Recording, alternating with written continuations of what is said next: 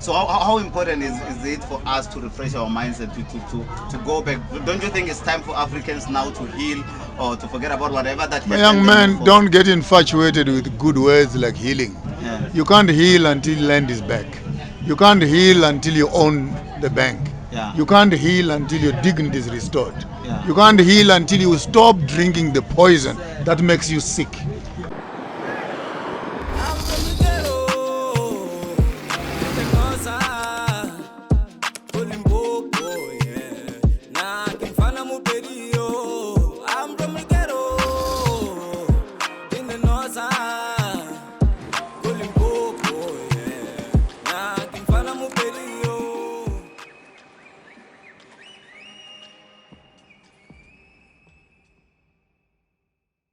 Excellent, chef Ferry Bafit. Dumelang, Sanbonani, le Kaim Africa Boro. I'm your boyfriend, the MC, Kelosogana, Lago Joga Marishani, Lago Joga Magogo. Guess what?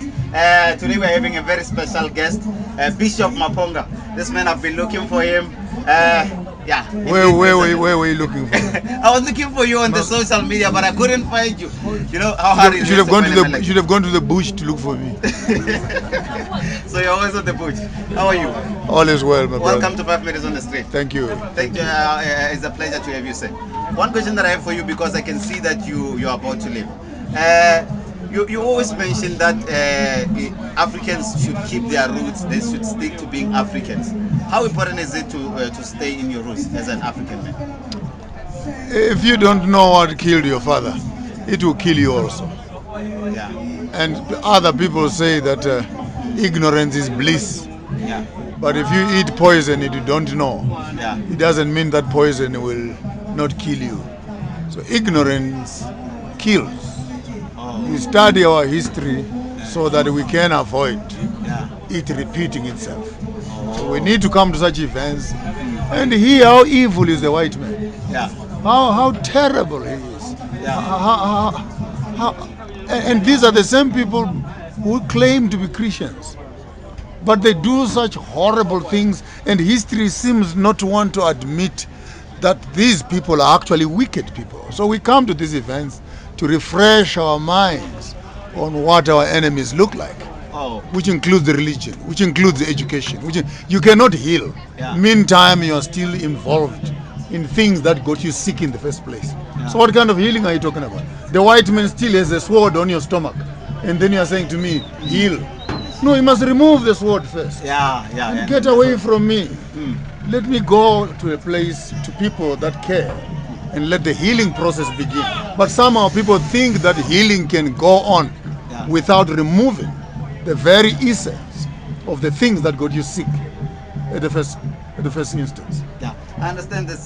Can you please just move to another question, because I'm trying to be quickly so that you can go back to the program.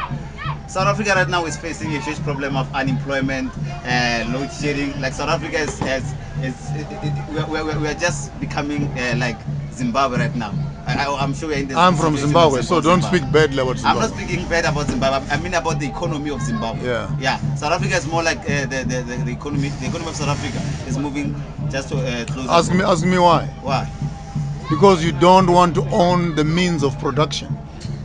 You think that South African economy will improve without you understanding how the economy works. You are right here in the Mampuru area here. Yeah. You are contributing 3.2 trillion to the GDP of the country. But does this place look like a 3.2 trillion?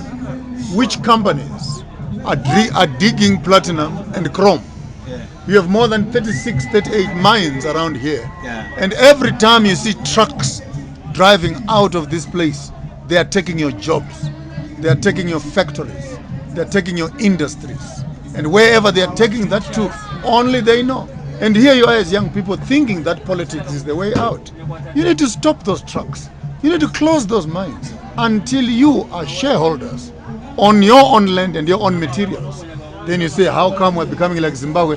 Be careful, because Zimbabwe is coming out, because we now own our land and we own our mines. Yes, there's still some problems on some corners, because the big people are still grabbing. But by now, many people are now owning the means of production. And South Africa, stop thinking of employment. Start thinking of ownership. We need ownership. of our land, what is on the land, underneath the land, and above the land. And if you are coming to do business with us, you come on our own terms and involve us as shareholders, not as employees. So to young men that have fear of this ownership, there's no fear. Look at the resources that your country has. Go to school to study. How do you benefit from those resources? Why do you go and study some professions that have nothing to do with your resources? You are right here in a chrome belt. You don't even know what is chrome, what is it used for. And your house, in front of your house, there is chrome. There's chrome. People are coming now, in. Who can help you? And there's a technical college there. What are you studying? He studied dancing, he studied theater, media, he studied marketing. Marketing my food. Study your resources and convert your resources into business. That's the solution for poverty. That's what is going to solve even the unemployment that is happening in the country. Who wants to be employed? We must talk about ownership. Ownership. So do you think our forefathers were not employed? They had homesteads. They had cattle. They had sheep. They had agriculture. There was no problem with employment because every household was a full industry. So unemployment, who taught you that there's unemployment? Unemployment is for lazy people who don't want to recognize their resources and make them beneficial. Kiruna, what you dance, what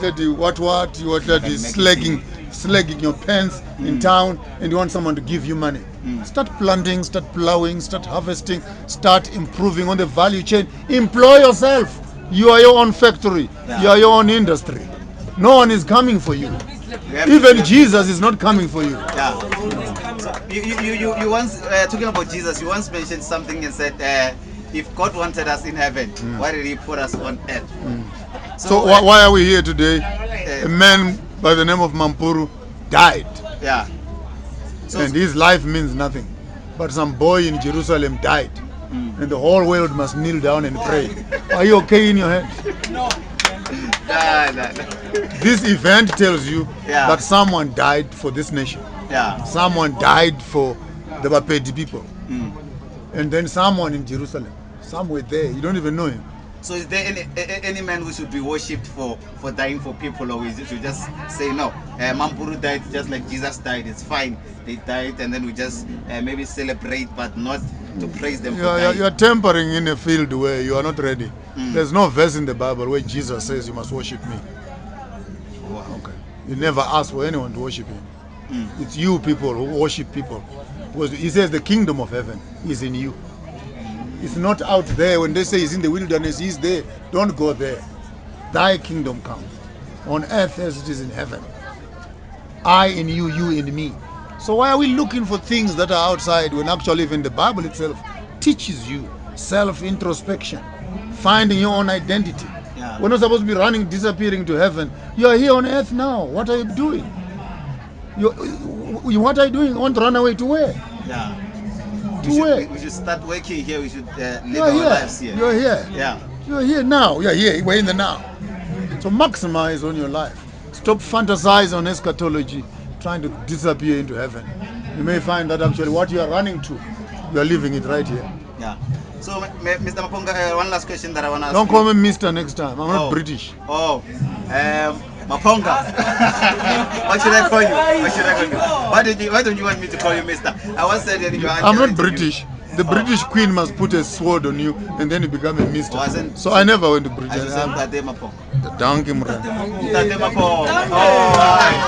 Ntate Maponga. You once mentioned that you will never allow any man to marry your daughter unless they have land. You must have two. A man must have two wives. That's how it works. So one wife is not enough. You must have two. Two wives. The first one is land. The second one is the one who gives you children. And the first one will help you to look after the second one. So it's Eden, Adam, then Eve.